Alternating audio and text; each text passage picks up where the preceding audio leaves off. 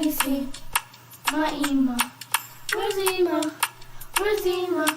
Have you seen my Emah? She's busy every day, serves me out in every way. She teaches me how to pray. Have you seen my Emah? Where's Emah? Where's Emah? Have you seen my Emah? Where's Emah? Where's Emah? Have you seen my Emah?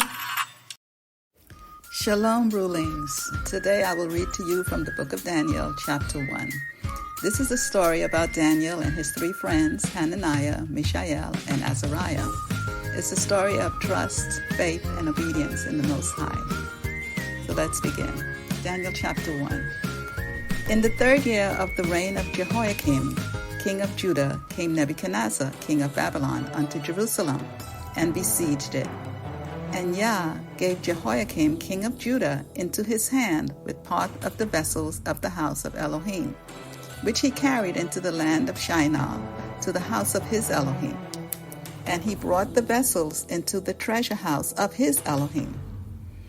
And the king spake unto Ashpenaz, the master of his eunuchs, that he should bring certain of the children of Yasharel, and of the king's seed, and of the princes, children in whom was no blemish, but well-favored and skillful in all wisdom, and cunning in knowledge, and understanding science, and such as had ability in them to stand in the king's palace, and whom they might teach the learning and the tongue of the Chaldeans.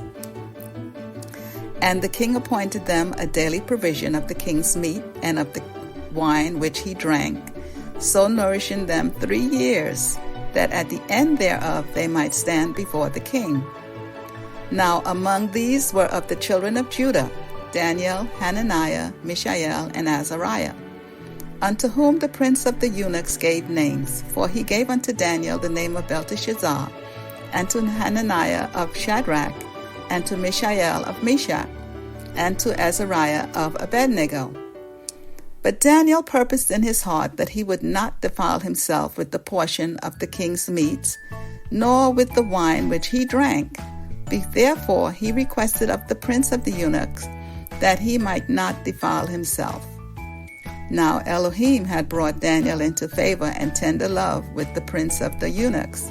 And the prince of the eunuchs said unto Daniel, I fear my master the king, who hath appointed your meat and your drink. For why should he see your faces worse liking than the children which are of your sorts? Then shall you make me endanger my head to the king. Then said Daniel to Melzar, whom the prince of the eunuchs had set over Daniel, Hananiah, Mishael, and Azariah, Prove your servants, I beseech you, 10 days. Let them give us vegetables to eat and water to drink.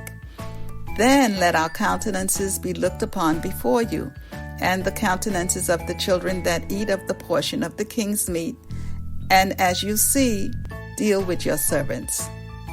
So he consented to them in this matter, and proved them 10 days.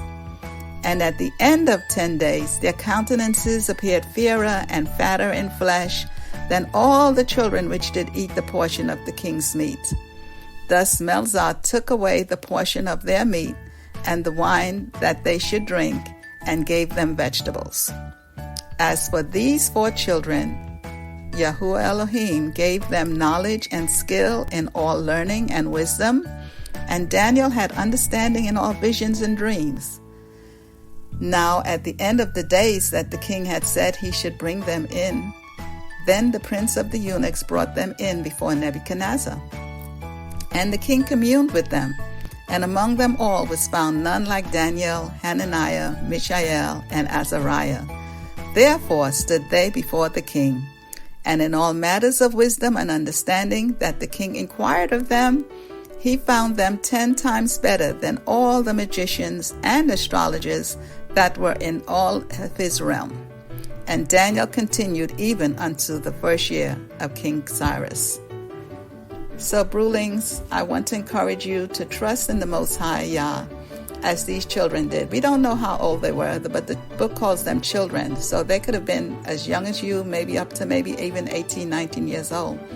But they followed what they knew to be truth and what was best for them because of the teachings of their parents and their other teachers that taught them what to do that according to the Most High, so that they would be not defiled as they knew they would have been had they eaten of the king's food and his drink.